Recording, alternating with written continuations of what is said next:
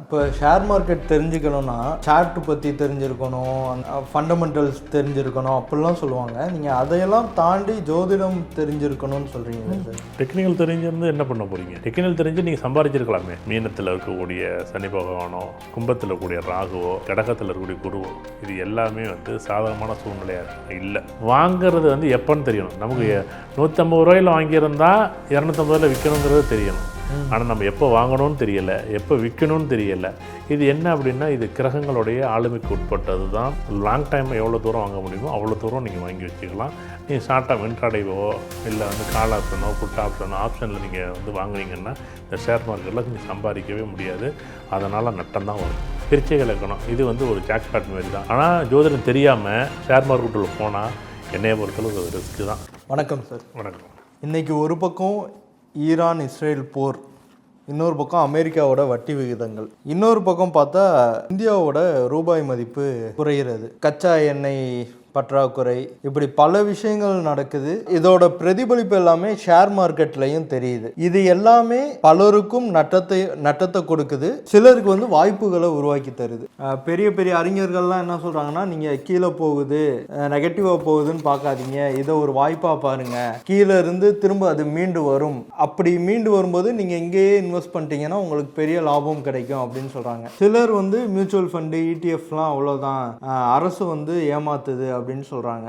இதெல்லாம் ஒரு பக்கம் இருந்தாலும் ஷேர் மார்க்கெட்டுக்கு அடிப்படை ஜோதிடம் தான். ஜோதிடத்துல ஜாதகத்துல அதுக்கான கட்டம் இருந்தாதான், அதுக்கான வாய்ப்பு இருந்தாதான் அது நடக்கும். இல்லைன்னா நீங்க நட்டம் தான் கிடைக்கும். இந்த ஷேர் மார்க்கெட்ல நிறைய பேர் அழிஞ்சு போறது காரணம் ஜோதிடம் பார்க்காம இன்வெஸ்ட் பண்றது அப்படின்னு சொல்றீங்க. இதுல எது சார் உண்மை? இந்த உலகம் இல்லை, இந்த அண்ட சராசரங்களுமே கிரகங்களுக்கு உட்பட்டது தான். நீங்க ஒரு நல்ல முடிவு எடுக்கிறதுக்கும் கோபமா ஒரு முடிவு எடுக்கிறதுக்கும் யார் பொறுப்புன்னா நீங்க. ஆனால் கோபமாக எடுக்க வைக்குதான்னு எடுக்க வைக்குது. இந்த கிரகம் என்ன பண்ணுது, முதல் நாள் பார்த்து பேசும்போது அந்த கோபம் வரலை, அடுத்த நாள் பார்த்து பேசும்போது கோபம் வந்துச்சுன்னா இன்னைக்கு அந்த கிரக அமைப்பு நல்லா இல்லை. உலகத்தில் அதை தான் சொல்கிறேன். இன்றைக்கி பங்குச்சந்தையாக இருக்கலாம், உலக பொருளாதாரமாக இருக்கலாம், நீங்கள் இந்தியாவோட பங்குச்சந்தை நிப்டி சென்செக்ஸாக இருக்கலாம், நீங்கள் என்ன வேணால் எடுத்துக்கலாம்.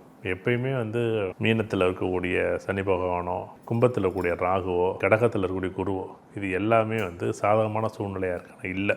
நான் பார்த்த விஷயங்கள் இதில் என்ன அப்படின்னா, பங்குச்சந்தை லாஸ் ஆகிட்டு இருக்கும், ஆனால் ஒருத்தர் மட்டும் வாங்கிக்கிட்டே இருப்பார், ஜெயிச்சிக்கிட்டே இருப்பார். ஒருத்தர் பங்குச்சந்தை ஏறும், அப்போ தோத்துக்கிட்டே இருப்பார். என்னையா இது ஆச்சரியமாக இருக்குது. அப்போ இதில் தனிப்பட்ட ஜாதகத்தை வச்சு தான் முடிவு செய்ய முடியும். பங்குச்சந்தை ஏறுமா ஏறாதா, இறங்குமா இறங்காதுங்கிறது பொதுவான உலகியல் நிகழ்வு. ஆனால் ஒரு தனிப்பட்ட ஜாதகத்தில் உங்கள் ஜாதகத்தில் நல்லா இருக்குது அப்படின்னா நீங்கள் வாங்குறது எல்லாமே பங்குச்சந்தையில் சூப்பர் டூப் அந்த ஒரு ஷேர் மார்க்கெட்டை தான் நீங்கள் வாங்குவீங்க, அந்த ஒரு ஸ்டாக்கை தான் நீங்கள் வாங்குவீங்க. ஆனால் உங்கள் ஜாதகம் சரியில்லைன்னு வச்சுங்களேன், சூப்பர் கம்பெனி, அடுத்த 10 வருஷத்தில் இந்த கம்பெனி இறங்கவே இல்லைன்னு நீங்கள் அந்த கம்பெனி வாங்கியிருப்பீங்க. அடுத்த ஒரு 15 நாள் பார்த்தீங்கன்னா மொத்தமாக ஒரு மாதத்தில் 3 மாதத்தில் மொத்தமாக பார்த்தீங்கன்னா 400 ரூபா 450 ரூபா இறங்கியிருக்கும். இங்கே என்ன ஆச்சரியம் அப்படின்னா, நீங்கள் ஒவ்வொரு ஜாதகம் மட்டும்தான் இண்டிவிஜுவல். நான் சம்பாதிக்கிறதுக்கு சொல்கிறேன், அதாவது நீங்கள் இன்வெஸ்ட் பண்ணுறது சொல்கிறேன். அவங்க இப்போ என் ஜாதகம் நல்லா இருக்குன்னா நான் என்ன பண்ணணும், எனக்கு தெரிஞ்ச கம்பெனியில் நான் ஒரு கம்பெனி பொதுவாக எனக்கு நல்லா இருக்குது, இந்த கம்பெனி இருக்குது, எந்த கம்பெனி வாங்கினாலும் எனக்கு சாக்பாட்டு தான், எனக்கு நல்லா இல்லை அமைப்பு இருக்குது. ஆமாம் ஆமாம். உதாரணமாக கண்ணிலக்கணம் போகுது அப்படின்னா ஷேர் மார்க்கெட் பண்ணாதையா அப்படிம்பா. ஷேர் மார்க்கெட் ஏறும்போது வாங்குவார், ஷேர் மார்க்கெட் இறங்கும்போது விற்பார். என்னுடைய நண்பர் ஒருத்தர் அப்படி தான். இப்போ வெள்ளி பார்த்தீங்கன்னா 350 ரூபாய்க்கு போகும்போது வாங்கினார், விற்கும்போது பார்த்தீங்கன்னா 250 ரூபாய், 270 ரூபா, 250 ரூபாய்க்கு கூட 250 ரூபா பார்த்தீங்கன்னா கிடுகிடுன்னு ஏறினுச்சு, அதேமாரி இறங்குனுச்சு. வாங்கிறது எப்போன்னு தெரியணும், ஆனால் நம்ம எப்போ வாங்கணும்னு தெரியலை, எப்போ விற்கணும்னு தெரியலை. இது என்ன அப்படின்னா, இது கிரகங்களுடைய ஆளுமைக்கு உட்பட்டது தான். இந்த உலக பொருளாதாரமாக இருந்தாலும் சரி, நீங்கள் பங்குச்சந்தையாக இருந்தாலும் சரி, அது கோல்டோட மதிப்பாக இருந்தாலும் சரி, நல்லதாக கெட்டதாக எல்லாமே நீங்கள் இதில் எல்லாமே கிரகங்கள் ஆளுமைக்கு உட்பட்டது. குரு எப்போல்லாம் கோச்சாரத்தில் கடகத்துக்கு வருதோ அப்போ எல்லாம் இப்படி ஒரு பணவீக்கம் வருமானா வரும். இது ஒன்றும் எழுதப்படாத ஒரு, நீங்கள் 12 வருஷத்துக்கு முன்னாடி போகலாம். இப்போ நம்ம 2026 2014 அந்த காலகட்டம் சார், 2014 வேண்டாம் 2002க்கு போகும் அப்படின்னு பார்த்தீங்கன்னாலும் அதே மாதிரி தான். இல்லை சார் 1990 போனாலும் அதில் என்னென்னா இந்த ஜிடிபியோட லெவல் பார்த்தீங்கன்னா 1947 பிறகு நான் இதை பார்க்கும்போது நான் பார்த்த விஷயங்கள் ஒரு தடவை ஜிடிபியோட பாயிண்ட் இப்போ 4-7% வரைக்கும் உயர்ந்திருக்கு. அது ஆச்சரியமாக பார்த்தது. எப்போல்லாம் கடகத்தில் குரு வரும்போது. அதே 1992 அதே ஜிடிபி என்ன பண்ணுது, 3-6% இறங்கியும் இறங்குனுச்சு அப்போ அந்த காலகட்டங்களில். அதை விட்டு இந்த குரு வந்து கடகத்துக்கு வரும்போது நீ கவனமாக இன்வெஸ்ட் பண்ணணுங்கிறத நான் சொல்லுவேனே தவிர இல்லை விலை இறங்கி வச்சு வாங்குங்க அப்படின்னு நம்ம சொல்லவே முடியாது. அவங்க ஜாதகம் நல்லா இருந்துச்சுன்னா வாங்குங்க, அவங்க ஜாதகம் நல்லா இல்லைன்னா தயவு செய்து இந்த நேரத்தில் ரிஸ்க் எடுக்காதீங்கன்னு தான் நான் சொல்வேன். இப்போ உதாரணமாக எனக்கு வந்து மேஷலக்கணம் ஏஎல்பி போகுது, நான் வாங்கலாமா அப்படின்னா இப்பொழுதுக்கு ஓகே பரவாயில்லைங்க. இப்போ உங்கள் தனிப்பட்ட ஜாதகம் நல்லா இருந்துச்சுன்னா வாங்கலாம். இல்லை சார் எனக்கு ரிஷப லக்கணம் போகுது, கண்டிப்பாக நீங்கள் ரொம்ப கவனமாக லாங் டைமாக இன்வெஸ்ட் பண்ணால் நல்லாயிருக்கும். சார் இப்போ இது வந்து நான் கோச்சார கிரகங்களை வச்சுக்கிட்டு நான் பதில் சொல்கிறேன். சார் எனக்கு வந்து மிதுன லக்கணம் போகுது சார். இல்லை சார் நீங்கள் மிதுன லக்கணம் போனீங்கன்னாலே மின்பின் முரணாக தான் முடிவு தான் எடுப்பீங்க. தயவு செய்து நீங்கள் வாங்குறத கம்மி பண்ணுங்கள். ஆனால் நீங்கள் என்ன பண்ணுறீங்க, எப்போல்லாம் நீங்கள் வந்து உதாரணமாக வந்து லாங் டைம் எவ்வளோ தூரம் வாங்க முடியுமோ அவ்வளோ தூரம் நீங்கள் வாங்கி வச்சுக்கலாம். நீங்கள் ஷார்ட் டேர்ம் இன்ட்ராடேவோ இல்லை வந்து கால் ஆப்ஷனோ புட் ஆப்ஷனில் நீங்கள் வந்து வாங்குனீங்கன்னா இந்த ஷேர் மார்க்கெட்டில் நீங்கள் சம்பாதிக்கவே முடியாது. அதனால் நட்டம் தான் வரும். கடகலக்கணமோ சிம்மலக்கணமோ இப்போ ஷேர் மார்க்கெட்டை பொறுத்தளவுக்கு ரொம்ப கவனமாக நீங்கள் இன்வெஸ்ட் பண்ண வேண்டிய காலமாக இருக்குது. சார் கன்னி லக்கணம் பொதுவாகவே எப்பயுமே கன்னி லக்கணத்துக்கு ஷேர் மார்க்கெட் ஆகாது பண்ணாதீங்க. சார் எனக்கு ஏஎல்பி லக்கணம் துலா லக்கணம் போகுது சார், நான் இப்போ பண்ணலாமா சார்? உண்மையிலே துலா லக்கணம் பண்ணலாம். துலா லக்கணத்துக்கு ஒரு பெரிய வாய்ப்பு. ஆனால் என்னென்னா லாங் டைமாக இன்வெஸ்ட் பண்ணுங்கள். ஆனால் 10 ஷேரில் 6 ஷேர் ஏறும், 4 ஷேர் இறங்கும். அதோட்டு ரிஸ்க் எடுக்கிறதா தான் எடுங்க. விருச்சிக லக்கணம் இது வந்து ஒரு ஜாக்பாட் மாதிரி தான். இப்போ ஒரு 5 ஸ்டாக் வாங்குகிற இடத்துல 3 ஸ்டாக்கில் 4 ஸ்டாக் சூப்பராக ஏறிடும், ஒரு ஸ்டாக் ரொம்ப லாஸ் ஆகிடும். ஆனால் அதை பேலன்ஸ் பண்ணணும். தனுசு லக்கணம் தயவு செய்து ஷேர் மார்க்கெட் பக்கம் தலையே வைக்கக்கூடாது. தனுசு லக்கணம் தனுசு ராசி அது ஏஎல்பி தனுசு போனுச்சுன்னா தொடவாது இந்த காலகட்டங்கள். தனுசு லக்கணமாக இருந்துச்சு இந்த காலகட்டம் நீங்கள் பண்ணுறதெல்லாமே ஷேர் மார்க்கெட் பண்ணுறதெல்லாமே தேவையில்லாத விஷயமா இருக்கும். அதை விட்டு ரிஸ்க் எடுக்க வேண்டாம். அதை விட்டு முடிஞ்சால் கோல்டில் நமக்கு தனிப்பட்ட கோல்டு இல்லை டிஜிட்டல் கோல்டில் வாங்கி வச்சுக்கிட்டு பேசாமல் அமைதியாக இருந்துடலாம். சார் எனக்கு மகர லக்கணம் ஏஎல்பி போகுது, எனக்கு ஏஎல்பி லக்கணம் மகர லக்கணம் போகுது, தயவுசெய்து ஷேர் மார்க்கெட் பண்ணவே கூடாது இந்த ஒரு வருஷத்துக்கு. சார் எனக்கு கும்பலக்கணம் போகுது, நான் வந்து எனக்கு வாங்கலாம். நீங்கள் யாராச்சும் ஒருத்தரோட அறிவுரை வச்சுக்கிட்டு நீங்கள் வாங்குங்க. ஏஎல்பி லக்கணம் மீன லக்கணம் உண்மையிலே எதிர்பாராத வாய்ப்புகள் வரவும் உண்டு, நல்லா பயன்படுத்திக்கலாம். இது ஒரு பொதுவாக இந்த குருவோட தன்மை ராகுவோட தன்மை சனி கிரகங்களோட தன்மைகளை வச்சுக்கிட்டு நம்ம வந்து தனிப்பட்ட ஜாதகத்தில் ஒரு பொதுவான பலன் சொல்லியிருக்கோம். அவரவர் ஜாதகம் தான் முடிவு செய்யும். உடனே வந்து சார் எனக்கு கும்பலக்கணம் சார் நான் அப்படியே பண்ணிடலாமான்னா, கும்பலக்கணம் சார் என்கிட்ட ஒரு 20,000 இருக்குது, 20,000 தொலைச்சி விடாதையா, தயவு செய்து தொலைச்சி விடாது. ஏன்னா கும்பலக்கணத்தை பொறுத்தளவுக்கு அப்போ எப்போ டக்குன்னு முடிவு எடுக்காதீங்க. இந்த மீன லக்கணம் பொறுத்தளவுக்கு ரொம்ப கவனமாக முடிவு எடுக்கலாம், நல்லாவும் பண்ணலாம். மீன லக்கணத்துக்கு ஏஎல்பி மீனம் போகும்போது சூப்பராக பண்ணலாம், பயன்படுத்திக்கலாம். இந்தமாரி நம்ம ஜாதகத்தை பார்த்துட்டு முடிவு எடுக்கிறது தான் புத்திசாலித்தனம். இல்லை முடிஞ்சது பிறகு எனக்கு ஒரு 50,000 போய்ட்டு 1 லட்சம் போய்ட்டு 5 லட்சம் போய்ட்டு 10 லட்சம் போய்ட்டுன்ட்டு நீங்கள் வந்தீங்கன்னா ஜோதிடம் தெரியாமல் எப்படி நீங்கள் பண்ணீங்க? இந்த ஷேர் ஏறும்னு நீங்கள் எல்லா டெக்னிக்கலும் வச்சுருக்கீங்க இத்தனை வருஷமாக. ஒரு 1 லட்சம் பேர் நான் பார்த்துருப்போம் முடிஞ்சா. ஆனால் அந்த 1 லட்சம் பேரில் நீங்கள் கரெக்டாக எடுக்க வேண்டியதானே? நாளைக்கு ஏறும் இறங்கும் அப்படின்னு நாளைக்கு லாபம் வரும்னு யாருக்கோ ஒருத்தருக்கு வரலாம், யாருக்கோ 2 பேருக்கு வரலாம். ஆனால் ஜோதிடம் தெரியாமல் ஷேர் மார்க்கெட்டில் போனால் என்னையை பொறுத்தளவுக்கு அது ரிஸ்க்கு தான். அதை விட்டு ஜோதிடம் தெரியாமல் போகக்கூடாது. ஜோதிடம் தெரிஞ்சுக்கிட்டு அதோட நீங்கள் டெக்னிக்கலாக வேணால் நீங்கள் பார்த்துக்கிறது பார்க்காத போகிறது தான் அவங்கவுங்க விருப்பம். ஆனால் ஜோதிடம் தெரிஞ்சு தான் நீங்கள் அந்த விஷயத்தை தெரிஞ்சுக்கணும், பார்க்கணும். சார் ஆனால் இப்போ ஷேர் மார்க்கெட் தெரிஞ்சுக்கணுன்னா சார்ட்டு பற்றி தெரிஞ்சிருக்கணும், அந்த ஃபண்டமெண்டல்ஸ் தெரிஞ்சிருக்கணும் அப்படிலாம் சொல்லுவாங்க. நீங்கள் அதையெல்லாம் தாண்டி ஜோதிடம் தெரிஞ்சிருக்கணும்னு சொல்கிறீங்க சார். டெக்னிக்கல் தெரிஞ்சிருந்து என்ன பண்ண போகிறீங்க? டெக்னிக்கல் தெரிஞ்சு நீங்கள் சம்பாதிச்சிருக்கலாமே. 1 லட்சம் பேர் நீங்கள் எடுத்துக்கிட்டீங்கன்னு வச்சுக்கலாம், 80,000 பேர் அதில் வந்து லாக் ஆகிருக்கும், லாஸ் ஆகிருக்கும், எதிர்பார்த்து போயிருக்கும். 20,000 பேர் அதில் இருந்து ஓரளவுக்கு சம்பாதிச்சிருக்கோம். ஒரு 10 அதில் இந்த 20,000 ஒரு 10,000 பேர் ஓரளவுக்கு ஸ்டாண்டர்டாக லாங் டைமாக இன்வெஸ்ட் பண்ணி வச்சுருப்பாங்க. அதில் ஒரு 1000 பேர் சம்பாதிச்சிருப்பாங்க. அப்போ 99,000 பேருக்கு அங்கே என்ன, நீங்கள் 1 லட்சம் பேரில் 99,000 பேரோட நிலை என்ன சொல்லுங்கள்? 1000 பேர் மட்டும் தானே ஜெயிச்சேன்னு சொல்கிறாங்கல்ல.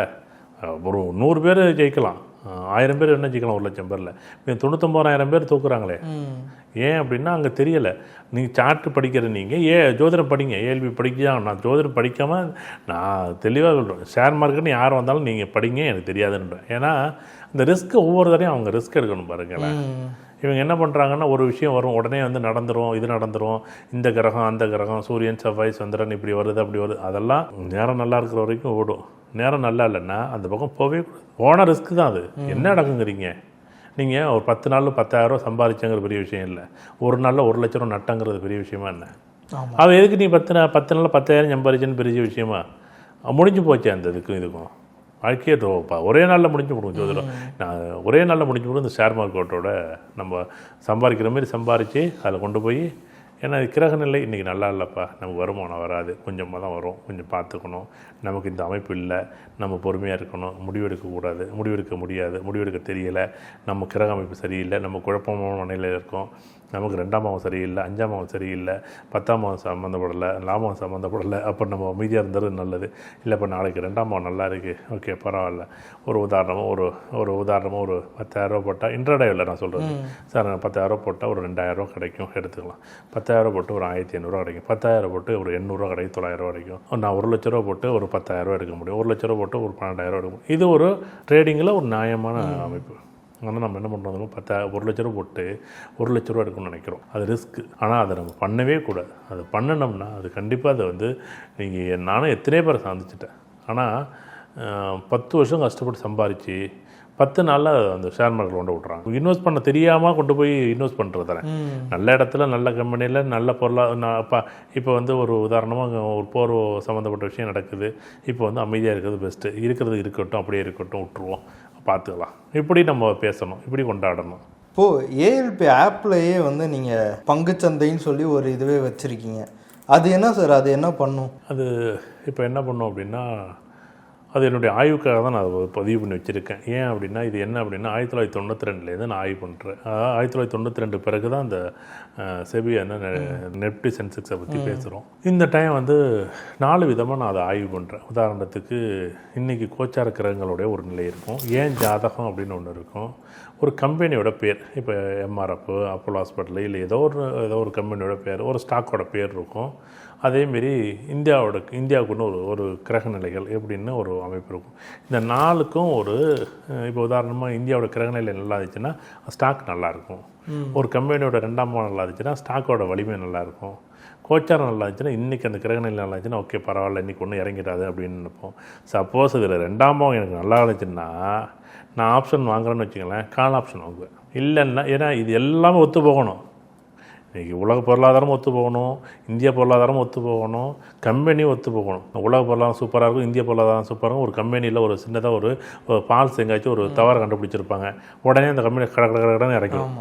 அப்போ அந்த கம்பெனி நல்லா இருக்கணும், இந்தியாவும் நல்லா இருக்கணும், உலகம் நல்லா இருக்கணும், நானும் நல்லா இருக்கணும். இப்போ இதெல்லாம் நல்லா இருந்து நான் ஏதோ தேவையில்லாமல் ஒரு கம்பெனி என்ன பண்ணுறேன், ஒரு உதாரணத்துக்கு ஒரு 1 லட்ச ரூபா நான் இன்வெஸ்ட் பண்ணிட்டேன்னு வச்சுக்கலேன், அந்த கம்பெனி ஏறவும் இல்லை இறங்கவும் இல்லை, இறங்கி போச்சுன்னு வச்சுக்கலேன், அது நட்டம் எனக்கு தானே. அப்போ எனக்கு அது நல்லா இருந்துச்சு, என் ஜாதகம் எனக்கு இன்றைக்கி வருமானம் ஓரளவு நல்லா இருந்துச்சு அப்படின்னா நான் அதை பயன்படுத்திக்குவேன். இல்லைன்னா பயன்படுத்த முடியாது. இவங்க என்ன நினைக்கிறாங்கன்னா, ஒரே நாளில் இங்கே வந்து ஆசை வந்து தூண்டுறது, பேராசை வந்து ஈஸியாக வந்து என்ன பண்ணுது, ஒரே நாளில் சம்பாதிச்சிடலாம் அப்படி நம்மளே தூண்டிக்கிறோம். அது ஒரு மிகப்பெரிய ஒரு முட்டாள்தனமான ஒரு முடிவு. இது இப்போ சந்திரன் நல்லா இருக்குன்னு வச்சுங்களேன், அப்படியே பரபரன்னு நிற்கும் கை, அப்படியே உடனே பண்ணிடலாம். இப்போ நீங்கள் வாங்கி உங்களுக்கு ஒரு 10,000 லாபம் வந்துருக்குன்னு வச்சுக்கலாம், உங்களுக்கு 1 லட்சம் வந்துருக்குன்னு, அதுக்கு நான் என்ன பண்ண முடியும் சொல்லுங்கள். ஆனால் நான் என்ன திரும்ப பண்ணுவேன், அவங்கள பார்த்துட்டு உங்களை மாதிரியே நான் சம்பாதிக்கணும்னு நினைக்கிறேன். அது எப்படி சம்பாதிக்க முடியும்? உங்களுடைய அனுபவம் இருக்குது, உங்களுடைய ஜாதகட்டம் இருக்குது, உங்களுக்கு பணம் வருமானம் இருக்குது, உங்களுக்கு வரணும்னு அமைப்பு இருக்குது, அது வருது, அதுக்கு நான் என்ன பண்ண முடியும்? அதே மாதிரி நீங்கள் வாங்குகிற ஸ்டாக்கை நான் வாங்குவேன்னா வாங்க மாட்டேன். நான் என்ன தான் பண்ணுவேன், அது அப்போ தான் இதெல்லாம் இவ்வளோ போகாது அப்படின்னு நானே ஒரு கற்பனையில் வாங்க மாட்டேன். சப்போஸ் நீங்கள் வாங்குகிற ஸ்டாக்கை நான் வாங்கினேன்னா உண்மையிலே பலன் கிடைக்கும், ஆனால் வாங்க முடியாது. நான் எப்போ தருமா உண்மையிலே நீங்கள் எப்போ தருமா எனக்கு நட்டமாகணுன்றதுன்னு வச்சுங்களேன், நீங்கள் ஏதாச்சும் ஒரு ஸ்டாக் வாங்கி இது இன்றைக்கி பாரமூர்த்தி சூப்பராக இன்றைக்கி பாரு, இன்றைக்கி இந்த கம்பெனி பார்த்தீங்கன்னா ஒரு 45 ரூபா ப்ராஃபிட் இருக்க போது பாரமூர்த்தி அப்படிம்பிங்க. அன்றைக்கி 45 ரூபா ஒரு நட்டம். உங்களுக்கு அது பொதுவாக நட்டம்னு உங்கள் சாத்தில் எழுதினது இருக்குது, நீங்கள் டெய்லி சம்பாரிச்சிருந்தேன். நீங்கள் அன்றைக்கி என்ன பண்ணுறீங்க, ஒரு கால்குலேஷன் போட்டுச்சு, ஏன்னா ஜோதானம் தெரியாது பாருங்களேன். அப்போ நீங்கள் என்ன பண்ணுறீங்க, ஓகே சூப்பர், இன்றைக்கி வந்து 240 ரூபாய்க்கு போகுது இந்த கம்பெனி, உடனே வாங்கிடும்னு சொல்லிட்டு நீங்கள் என்ன பண்ணுறீங்க, டக்குன்னு அந்த கம்பெனியில் இன்வெஸ்ட் பண்ணுறீங்க. நானும் அதை பார்த்துட்டு பண்ணுறேன். நீங்களும் பார்த்தீங்கன்னா 45 ரூபா ஒரு 100 ஷேர் இருக்குன்னு வச்சுக்கலாம், முடிஞ்சு போச்சு ஒரு 45,000. இங்கே நான் ஒரு 100 ஷேர் வாங்கியிருந்தேன், 45,000 முடிஞ்சு போச்சு. இங்கே இவ்வளோ நாள் டெக்னிக்கல் இருக்குது, இவ்வளோ நாள் வந்து என்னென்னமோ அதில் அணுகுமுறைகள் இருக்குது. ஆனாலும் அதில் ஒரு சில பேர் மட்டும்தான் அது வந்து அவங்களுக்கு நேரம் நல்லா இருக்குது, அதை விட்டு அந்த நிகழ்வு நடக்குது. நேரம் நல்லா இல்லைன்னா தோற்று போகிறவங்கள நம்ம கண்ணுக்கு முன்னாடி தெரியலை. எங்கள்கிட்ட ஷேர் மார்க்கெட்னு வரும்போது பார்த்தீங்கன்னா 100ல் 10 பேர் வந்தாங்கன்னா 10 பேரும் தோற்று தான் வரும். நான் அதை பண்ணிடலாம், நான் இதை பண்ணிடலாம், நான் கண்டுபிடிச்சலாம். அவங்கவுங்களுக்கு ஒரு ஐடியா கிடைக்கிது. ஆனால் நேற்று ஐடியாவை இன்றைக்கி அப்ளை பண்ண முடியாது, இன்றைக்கி ஐடியாவை நாளைக்கு அப்ளை பண்ண முடியாது. ஏன்னா அன்னன்னைக்கு அது வந்து யூட்டன் போட்டுக்கிட்டே இருக்குது. இன்னும் இந்த கிரகம் அப்படியே மாயஜாலம் மாரி மந்திரம் மாரி அந்த ராகு என்ன பண்ணும், ஒரு மேஜிக் பண்ணிக்கிட்டே இருக்கும். நீங்கள் என்ன பண்ணுவோம், புத்தி அப்படியே மயக்கும், அப்படியே மாயையில் சிக்க வைக்கும். இன்னைக்கு சம்பாதிச்சாலும் நேற்று தோத்துட்டல இன்னைக்கு கண்டுபிடிச்சிருப்பீங்க. இந்த ஸ்டாக்கு இந்த இடத்துல இப்படி 11:15 11:45 வரைக்கும் நாளைக்கு சேர போகுதுன்னு நீங்கள் முடிவு பண்ணி உட்காந்தா அப்போ தான் 11:15 யூட்டன் அடிச்சு வருவான் பாருங்கள், 150 பாயிண்ட் மைனஸ் ஆகும் நாளைக்கு. அப்போ என்ன நடக்குங்கிறீங்க? நம்ம கையில் பணத்தை கட்டிட்டு விளையாண்டுக்கிட்டு இருக்கோம், பணத்தை கட்டிட்டு பண்ணிக்கிட்டு இருக்கோம். இது என்னமோ வந்து இது ஒரு பெரிய சூதாட்டமே நம்ம விளையாண்டுக்கிட்டு இருக்கு. அது இன்வெஸ்ட் பண்ணியாது, அது பெரிய ஒரு பொக்கிஷன், அது ஒரு நாட்டோட தலையெழுத்து, ஒரு கம்பெனியோட தலையெழுத்து, மிகப்பெரிய வரம் அது. நீங்கள் எத்தனையோ பேர் பெரிய ஒரு 1000 பேரில் ஒரு 10,000 பேரில் ஒரு 1000 பேர் சம்பாதிக்கிறாங்களே, பணத்தை கட்டுறாங்க, நல்லா கம்பெனிக்கு உதவுது, ஒரு லாங் டைமாக 1 வருஷம் 3 வருஷம் 5 வருஷம் 7 வருஷம் பயன்படுத்துகிறாங்க, நல்லா சம்பாதிக்கிறாங்க, நல்லா வந்து அது கம்பெனியும் நல்லா பெரிய அளவில் கொடுக்குது ரிட்டனு. ஆனால் இவங்க என்ன நினைக்கிறாங்கன்னா இன்னைக்கு காலைல போட்டு சாயங்காலம் இன்ட்ராடே பண்ணுறதுல எனக்கு தெரிஞ்ச 100ல் 6 பேர் ப்ராஃபிட், நல்ல ப்ராஃபிட், ஒரு 14 பேர் ப்ராஃபிட்டு, மீது 80 பேர் ரிஸ்க். நேரம் நல்லா இருந்தால் இன்னும் ஒரு 20 பேர் தப்பிச்சுக்குவாங்க. லாபம் வேண்டாம் நட்டம் வேண்டாம்டா, ஒரு இந்த 1000 2000 3000 5000 சம்பாதிக்கிறது ரெடியாக இருக்கிறாங்க பாருங்கள். ஒரு 2% ஒரு ரொம்ப மார்ஜின் ரொம்ப கம்மியாக வச்சு பண்ணுவாங்க, ரொம்ப ரிஸ்க்கு. இப்போ ஒரு 240 ரூபாய்க்கு நான் ஒரு ஷேர் வாங்குறேன், 243லேருந்து 253 ரூபாய்க்கு 10 ரூபா எடுத்துகிட்டு வந்தாலுமா உதாரணம் 100 ஷேருன்னா 1000 ரூபா கிடச்சிருமா? நான் என்ன திரும்ப பண்ணுவேன், இன்னும் ஏறும் எப்படி ஏறும்? எப்படி ஏறும்? அடிச்சு இன்னும் 253 ஓட்டு அடிச்சு 233 வந்து நிற்கும். அப்போ இன்னும் இறங்குன்னா இது இந்த 10 ரூபா 243 அதுலேயும் 10 ரூபா முன்னாடி இங்கே ஒரு லாபம் ஒரு 10 ரூபா போயிட்டு பாருங்கள், அது ஒரு 10 ரூபா போய் 253 நீங்கள் விற்றுட்டு கூட நீங்கள் அதுக்கு 253 ரூபா விற்றீங்கன்னா அப்போ 263 போடும். அச்சோ விற்றுட்டு கூடாதா? இங்கே ஒரு மாய ஜாலத்தை கண்ணுக்கு முன்னாடி அந்த நம்பர் ஏறி இறங்கும்போது ஏன்னா அது ஒரு மிகப்பெரிய ஒரு அதாவது தான் அந்த ராகு என்ன பண்ணும் அப்படின்னா அப்படியே ஒரு கண்ணுக்கு முன்னாடி ஒரு ஆசையை தூண்டும் பாருங்கள். அச்சோ 253 54 போயிட்டு அப்படின்னு வெயிட் பண்ணிக்கிட்டே இருக்கும். அப்படியே விற்றுலான்னா விற்றுருக்கணும், 10 ரூபா போதுமே. ஆனால் அந்த முடிவு எடுக்க முடியாது. நீங்கள் எந்த இடத்துல முடிவு எடுக்கணும் எப்படி தெரியும்? என்ன மெஷர்மெண்ட் வச்சுருக்கீங்க நீங்கள்? நமக்கு போதுங்கிற மனநிலையே போதும். நீங்கள் 253 263 73 ரூபா போட்டுமே, 30 ரூபா போட்டுமே, எனக்கு 10 ரூபா வந்து லாபம் தானேங்க. நீங்கள் ஒரு பேங்கில் பணம் போட்டாலே 6% 7% தான் இன்றைக்கி எஃப்டிக்கு பணம் கொடுக்குறாங்க இன்ட்ரெஸ்ட்டு. இது என்ன பண்ண முடியும் சொல்லுங்கள்? எப்படி இது வந்து 1000 ரூபாய்க்கு 10,000 ரூபாய்க்கு 1000 ரூபா வருது இன்றைக்கி ரூபான்னா 100 ஷேரு எவ்வளோ அழகாக சம்பாதிச்சிருக்கலாம். இந்த ஆசை என்ன பண்ணிச்சு விடலை. 53 ரூபா பண்ணிச்சா பரவாயில்ல வெயிட் பண்ணுவோம், 30,000 வரணும். 33 ரூபா வந்தோடனே 3 நாள் 1 வாரம் உட்காந்துருந்துட்டு ஏதோ வர்றத ரேட்டை எடுத்துகிட்டு போவோம். இங்கே ஆச்சரியமாக இருக்கும் இந்த ஜோதிடம் தெரியாமல். எனக்கு கண்ணுக்கு முன்னாடி நான் அந்த ஜோதிடத்தை வச்சுக்கிட்டு அந்த ரேஷியோ ஏறும்போது இறங்கும்போது இருக்கக்கூடிய வித்தியாசங்கள் நாங்கள் பார்க்குறோம். என்னென்னா அது ஒவ்வொரு ஜாதகத்தை பொறுத்து அமைப்பு மாறும். ஏஎல்பி ஆப்பில் வந்து நீங்கள் ஷேர் மார்க்கெட்டுன்னு வச்சுருக்கீங்க, அதை வந்து மக்கள் பயன்படுத்த முடியுமா? பண்ண முடியாது. அது ஜோதிடம் தெரிஞ்சிருக்கணும், அது ஏஎல்பி தெரிஞ்சிருக்கணும். ஜோதிடம் படிச்சுட்டு அதை பயன்படுத்தலாம். ஏன்னா ஜோதிடம் படித்தா நமக்கு வரும் தெரியும், வராதுன்னு தெரியும். வராதுன்னு தெரிஞ்சுக்கிட்டாலே நீங்கள் ஷேர் மார்க்கெட்டில் பதிவு பாருங்கள் பண்ணுங்கன்னு சொல்லுவேன். ஆனால் வராதுன்னு தெரிஞ்சால் நீங்கள் ஒதுக்குறது ரெடியாக இருக்கும்னு சொல்லிவிடுவேன். இப்போ மக்கள் வந்து எப்படி சார் அதை ஜோதிடம் படிக்கிறதுக்கோ இல்லை அந்த பங்குச்சந்தை பற்றி ஏஎல்பி ஆப் மூலியமாக தெரிஞ்சுக்கிறதுக்கோ என்ன பண்ணணும்? இல்லை பொதுவாகவே வந்து ஃபஸ்ட்டு அடிப்படையாக ஜோதிட அறிவு தேவை. இல்லை ஏஎல்பியில் பேசிக் கிளாஸில் படிக்கணும். பேசிக் கிளாஸ் படித்தா அட்வான்ஸ் படித்தா தான் நம்ம அதை பற்றி ஒரு நாலேஜை அவங்களுக்கு உருவாக்க முடியும். இல்லை வந்து டேரெக்டாக பங்குச்சந்தைக்குன்னு நமக்கு எந்த கிளாஸும் நம்ம இது பண்ண முடியாது. ஏன்னா அதில் இருக்கக்கூடிய நுணுக்கங்கள் அப்படி கொண்ட நுணுக்கங்கள். ஏன்னா ரொம்ப ஸ்பெசிஃபிக்காக அடுத்தடுத்து 10 நிமிஷத்துக்கு மாறிக்கிட்டே இருக்கும். இந்த 10 நிமிஷம் இப்போ 12:10 12:20 வரைக்கும் ஸ்பெசிஃபிக்காக பர்டிகுலராக மாறிக்கிட்டே இருக்கும். இப்போ செக்டர் வழியாக நம்ம பிரிப்போம்.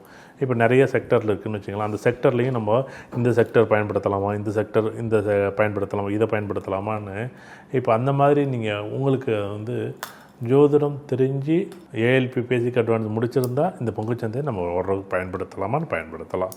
இது நம்ம வந்து மஸ்ட்டு பணம் வரும் அப்படின்னா நீங்கள் ரிஸ்க் எடுங்கன்னு சொல்லலாம். பணம் வராதுன்னா நீங்கள் ஷேர் மார்க்கெட் போனீங்கன்னா ரிஸ்க்கு. இப்போ மக்கள் எப்படி சார் உங்களை தொடர்பு கொள்வது? நம்ம பொதுவாகவே வந்து ஆஃபீஸு நம்பர் என்ன இருக்குது, அந்த நம்பர் என்ன சொல்கிறேன். 9786 556 156 இதுதான் ஆஃபீஸ் நம்பரு. இந்த நம்பருக்கு பேச சொல்லுங்கள். அவங்க பேசிக் கிளாஸ் படிக்கணும். பேசிக் கிளாஸ் படித்தா தான் ஜோதிடங்கிற அடிப்படையாக நிகழ்வு தெரியும்.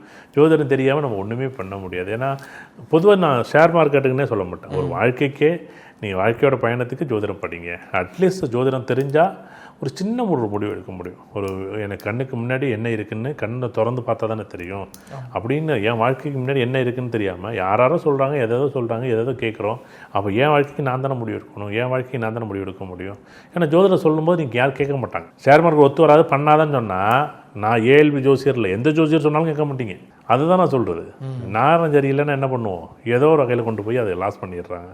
கஷ்டப்பட்டு சம்பாதிக்கிறது 10 லட்ச ரூபாங்கிறது ரொம்ப பெரிய பணம். ஆனால் 10 நாள்லையோ, ஒரு வருஷத்துலேயோ, ஒரு மாதத்துலையோ, ஒரு வருஷத்துக்குள்ளே, 2 வருஷத்துக்குள்ளே நான் சார் 50 லட்சம் போய்ட்டு சார், 60 லட்சம் போய்ட்டு சார், 1 கோடி போய்ட்டு சார் அப்படின்னு சொல்லும்போது இங்கே ஆசை என்ன பண்ணும், திரும்ப திரும்ப போட வைக்கும், மறுபடியும் போட வைக்கும், மறுபடியும் அதை இன்வெஸ்ட் பண்ண வைக்கும். அது ரிஸ்க்குன்னா ரிஸ்க்கு, ரொம்ப ரிஸ்க்கு. தயவு செய்து ஜோதிடத்தை தெரியாமல் நீங்கள் பொதுவாக ஷேர் மார்க்கெட்டில் நீங்கள் எதுவுமே செய்யக்கூடாது. அது பணம்னு போட்டு இன்வெஸ்ட் பண்ணுறீங்கன்னு வச்சுங்களேன்.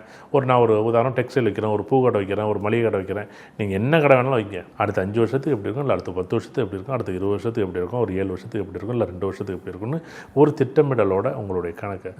லீஸுக்கு மட்டும் 5 வருஷத்துக்கு ஒரு லீஸ் போடுறோம், 3 வருஷத்துக்கு ஒரு லீஸ் போடுறோம், 2 வருஷத்துக்கு ஒரு லீஸ் போடுறோம், 1 வருஷத்துக்கு ஒரு லீஸ் போடுறோம், 10 வருஷத்துக்கு ஒரு லீஸ் போடுறோம்ல. அதுமாரி இதை நீங்கள் ஒரு 5 வருஷத்துக்கு ஓரளவுக்கு நீங்கள் அனலைஸ் பண்ணால் தான் இது கையாள தெரியும். இல்லைன்னு வச்சுங்களேன், எப்படி அதை கையாள முடியும் நீங்கள்? எனக்கு அதுதான் பயமாக இருக்குது. என்னென்னா எப்படி முடிவு எடுக்கிறீங்க? ஒரு 5 லட்ச ரூபா போட்டு பணத்தை இன்வெஸ்ட் பண்ணுறாங்க, ஒரு 10 லட்ச ரூபா போட்டு ஒரு கடை வைக்கிறாங்க.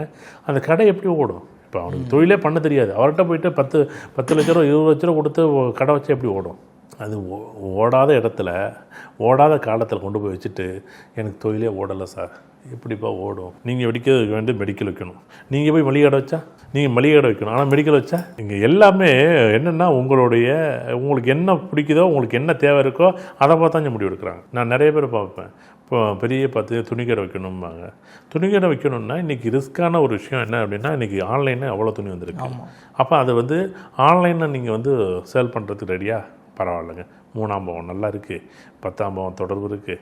நீங்கள் ஆன்லைனில் கொஞ்சம் கூட நான் சொல்லிவிட்டேன், தயவு செய்து இதில் ரொம்ப கம்மியாக தான் வருமானம் வரும். நீ வீட்டிலேருந்து உட்காந்து வியாபாரம் பண்ணிக்க. வரவே வராது, அது தொட்டே அது பக்கம் போகவே போகாது. அது வேலைக்கு போட்டுலாம் பாருங்கள். அது ஒரு 10,000 20,000 30,000 ஏதோ ஒரு அவங்கவுங்களுக்கு என்ன வேலை இருக்கோ அந்த வேலைக்கு போயிடலாம் பாருங்கள். ஏன்னா 3 வருஷம் தண்டமாக இங்கே உட்காந்துருக்க வேண்டியது வரும். முதலும் போட்டு கையில் இருக்க பணத்தையும் போட்டு அங்கே கடனை வாங்கி இங்கே கடனை வாங்கி அதை பண்ணி இதை பண்ணி எல்லாம் ரெடி பண்ணி ஓடலான்னா என்ன ரிஸ்க்கு? நீங்கள் எப்படி அதை ஓடணும் எப்படி நம்புனீங்க? அது எப்படி அது எனக்கு அதுதான் பயமாக இருக்குது. எப்படிப்பா அதெல்லாம் முடிவு பண்ணுறீங்க? அதட்டு தயவு செய்து ஷேர் மார்க்கெட்டும் கிடையாது, நீங்கள் என்ன தொழில் செஞ்சாலும் ஜோதிடம் தெரிஞ்சிருக்கணும், ஜோதிடம் படிச்சிருக்கணும், ஜோதிடம் பார்க்க தெரிஞ்சிருக்கணும். ஜோதிடம் தெரிஞ்சு தான் அந்த வேலையை நீங்கள் செய்யணும். ஜோதிடம் தெரியாமல் நீங்கள் கண்ணை மூடிக்கிட்டு நீங்கள் ஒரு பாழுங்கணத்தில் போய் விழுவுற மாரி தான். எனக்கு கண்ணை திறந்துக்கிட்டே போய் பாழுங்கணத்தில் விழுவுற மாரி தான் ஜோதிடம் தெரியாமல் ஒரு தொழில் ஆரம்பிக்கிறது. ஏன்னா இது ஏன்னா எல்லோரும் ஜோதிடம் பாருங்கன்னு தான் சொல்லுவாங்க. நான் ஏன் படிங்கன்னு சொல்கிறேன்னா, அட்லீஸ்ட்டு எல்லா ஜோசியரும் சொல்லி கேட்கல, யாரும் சொல்லி கேட்க மாட்டேங்கிறாங்க. அப்படியே படித்தா கூட கேட்பாங்களா, படித்தா கூட புரிஞ்சிடாதா, படித்தா கூட உங்களுக்கு ஒரு மாற்றம் வந்துடாதா அப்படிங்கிறதுக்கு தான் நான் அந்த விஷயத்தை நான் சொல்லியிருக்கேன். கண்டிப்பாக ஜோதிடம் பாருங்கள், படிங்க, நல்லது. ஏஎல்பியில் பார்க்க. நன்றி சார். நன்றி, ரொம்ப சந்தோஷம்.